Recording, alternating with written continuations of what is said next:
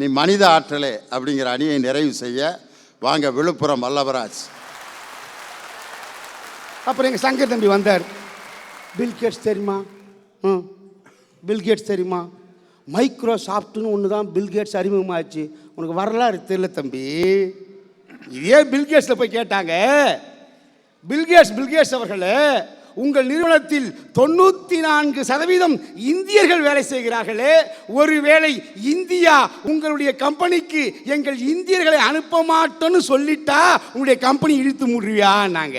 உடனே பில்கேட்ஸ் சொன்னார், சத்தியமாக என் கம்பெனி இழுத்து மூடுருவேன். அப்புறம் நாங்கள் இந்தியாவில் போய் அந்த கம்பெனியை திறப்பேன் நானே. அப்போது இந்தியாவினுடைய மனித ஆற்றல் பில்கேட்ஸுக்கு தெரியுது.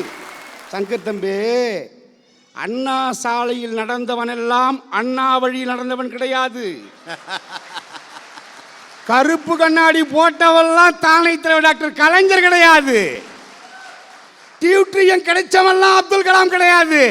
என்கிட்டயும் டியூட்ரியம் இருக்கு, இல்ல உங்ககிட்ட தரேன், நாளை காலை தூத்துக்குடி விட்டு பார்க்கும். முழு தேங்காய நாய் உருட்டுற மாதிரி நீ நானும் உருட்டுவோம். இந்த அப்துல் கலாம் என்கிற மனித ஆற்றல் தான் பொக்ரைன் என்கிற விலாச அஞ்சலை அமெரிக்காவுக்கு அனுப்பியது. அந்த விலாச கடிதத்தை பார்த்து அமெரிக்க வெள்ளை மாளிகை அதிர்ந்து போனது, வியர்ந்து போனது. இந்தியாவின் மீது பொருளாதாரம் வந்துச்சு. செய்ய வச்சது எங்க மனித ஆற்றல். அப்புறம் வேதவள்ளி, நீங்க அமெரிக்காவிலேருந்து நீந்தி வந்தா அது முடியுமா? அதையும் நிரூபித்திருக்கிறதுமா மனித ஆற்றல். சொல்லட்டுமா? ஜாலியன் வாலாபாக் என்கிற படுகொலை, வெள்ளைக்காரன் ஆங்கிலேயன் டயரால் ஏவப்பட்ட கொலையை பண்ணிட்டு இங்கிலாந்துக்கு போயிட்டாரு. யாரு? டயர். ஆனால் அதில் பாதிக்கப்பட்ட உக்கம் சந்த் என்கிற ஒரு இந்திய இளைஞன் கிட்டத்தட்ட 45 நாட்கள் உணவு இல்லாமல் கடலில் நீந்தி சென்று இங்கிலாந்துக்கு சென்று அங்கு இருக்க டயரை துப்பாக்கியால் சுட்டு கொன்ற மனித ஆற்றலின் சிம்ம சொப்பனம். இது ஹைலைட் தெரியுமா? பிடிபடுறா உக்கம் சந்து. உன் கடைசி ஆசை என்னன்னு கேட்குறாங்க. அவன் சொல்கிறான், என்னை இங்கேயே போதுறான்னா. டேய், உனக்கு மூளை கெட்டு போச்சாடா? யாருன்னா செத்தா சொந்த நாட்டில் போதன்னு சொல்லுவாங்க, நீ இந்திய நாட்டில் போதன்னு சொல்லணும். நீ இங்கிலாந்து நாட்டில் போய் போதைன்னு சொல்றியே, இது நியாயமான்னு. அதுக்கு அவன் சொன்னான், எங்களுடைய நாட்டை 200 ஆண்டு காலம் இந்த ஆங்கிலேயன் ஆண்டு கொண்டிருக்கிறான். இந்த உலகம் உள்ளவரை, பூமி உள்ளவரை இந்த நாட்டில் ஒரு இந்தியன் 6 அடி மண்ணை ஆண்டு கொண்டிருக்கிறான் என்று உலகம் சொல்லணும்னு சொன்னானே. இதுதான் எங்க மனித ஆற்றல். வெறும் 1500 மனித ஆற்றலை வச்சுக்கிட்டு, எத்தனை பேர்? வெறும் 1500 மனித ஆற்றலை வச்சுக்கிட்டு பென்னி குயிக் கட்டண டேமு இன்னும் இருக்குது இல்லையா? உங்க எந்திர ஆற்றல் கட்டின மவுளி வாக்கம் ஏங்க போங்க.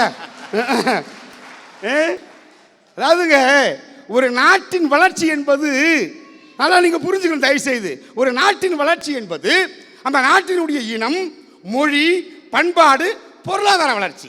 இந்த பொருளாதார வளர்ச்சியில் ஒரு சிங்கிள் பார்ட்டு தான் உங்களுடைய எந்திர ஆற்றல். அந்த ஒரு பார்ட்டு மட்டுமே ஒரு நாட்டினுடைய வளர்ச்சியை தீர்மானிக்க முடியாது. ஆனால் எங்க மனித ஆற்றல் இருக்குது இல்லையா, அது இந்த இனத்தை காக்கிறது, மொழியை காக்கிறது, பண்பாட்டை காக்குது. உங்க எந்திரம் எந்த மொழியை காத்தது? என் கேள்வி அது. உங்கள் எந்திரம் எந்த பண்பாட்டை காத்தது? உங்கள் எந்திரம் எந்த இனத்தை காத்தது? எங்களுடைய மனித ஆற்றத்தான் இந்த நாட்டினுடைய மொழியையும் இனத்தையும் பண்பாடையும் காத்திருக்கிறது. ஒன்றும் இல்லைங்க, மலேசியாவிலிருந்து சிங்கப்பூர் பிரிஞ்சு வருது, பொட்டல் காடு ஒன்றுமே இல்லை. அந்த தலைவர் சொன்னார், என்ன தெரியுமா சொன்னார்? மக்களே, உங்களை நான் நம்பி இருக்கிறேன், என்ன பண்ணும் தலைவரை? எல்லாம் அவங்க கேட்டாங்க.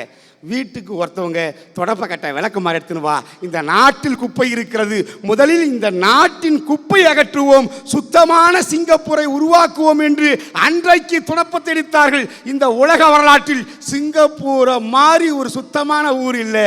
அதை யார் நம்பியது? மனித ஆற்றலை தானே. ஏற்கனவே படித்தவங்க, இன்னைக்கு படிச்சுட்டு இருக்கிறவங்க, நாளைக்கு படிக்க போறவங்க, கடவுள் படத்தை உங்கள் வீட்டில் மாட்டாதீங்க. 3 பேர் படத்தை நீங்கள் மாட்டணும். 1 பெரியார் படம், 2வது காமராசர் படம், 3வது கலைஞர் படம். ஏன் மாட்டணும்?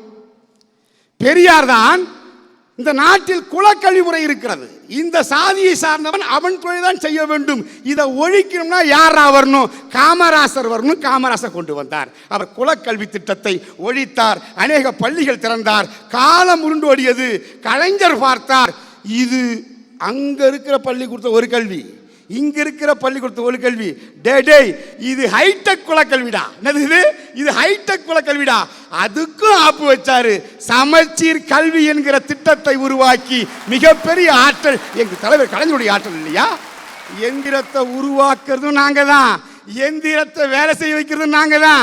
இடையில உங்க எந்திர ஆற்றல் ஒன்றும் செய்யாது என சொல்லி நல்ல தீர்ப்பு நீங்களும் கேட்டீங்க, நானும் கேட்கிறேன். நல்ல தீர்ப்பு விளையும். நன்றி, வணக்கம்.